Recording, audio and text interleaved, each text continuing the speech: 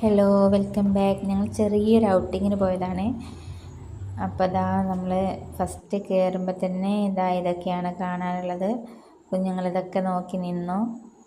Emu, peacock അങ്ങനെയെല്ലാം ഉണ്ട്.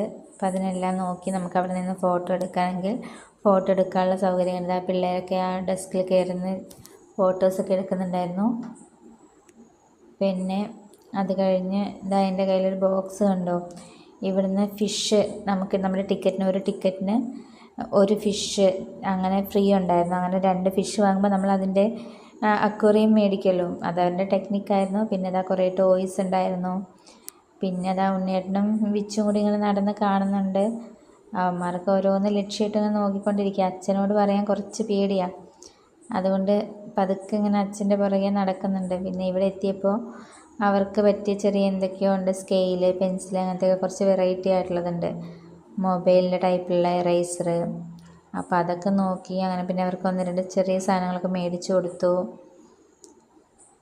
പിന്നെ അവിടെ ഞങ്ങൾ അതിൻ്റെ ഉള്ളിലോട്ട് പോയി. ഈ ഭാഗത്താണെങ്കിൽ നമുക്ക് കഴിക്കാനുള്ള സ്നാക്സും അങ്ങനെയൊക്കെ ഉണ്ട്. പിന്നെ അപ്പുറ സൈഡിൽ കുട്ടികൾക്ക് കളിക്കാനുള്ള ഓരോ ഐറ്റംസ് എല്ലാം ഉണ്ട്.